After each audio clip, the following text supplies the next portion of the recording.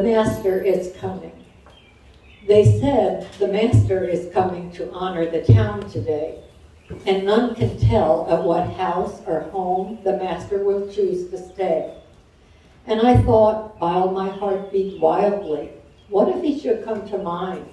How would I strive to entertain and honor the guest divine? And straight I turned to toiling to make my home more neat. I swept and polished and garnished and decked it with blossoms sweet. I was troubled for fear the Master might come ere my work was done, and I hastened and worked the faster and watched the hurrying sun. But right in the midst of my duties, a woman came to my door. She had come to tell her sorrows and my comfort and aid to implore. And I said, I cannot listen nor help you any today. I have greater things to do, and the pleader turned away. But soon there came another, a cripple, thin, pale, and gray, and said, oh, let me stop and rest a while in your house, I pray. I have traveled far since morning. I am hungry and faint and weak. My heart is full of misery, and comfort and help I seek. And I cried, I am grieved and sorry, but I cannot help you today. I look for a great and noble guest. And the cripple went away. And the day wore onward swiftly, and my task was nearly done, and a prayer was ever in my heart that the Master to me might come.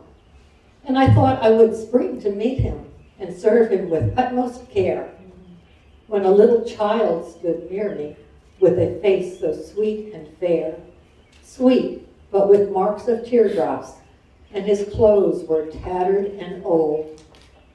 A finger was bruised and bleeding, and his little bare feet were cold. And I said, I'm sorry for you, you are sorely in need of care, but I cannot stop to give it, you must hasten otherwhere. And at the words, a shadow swept o'er his blue-veined brow.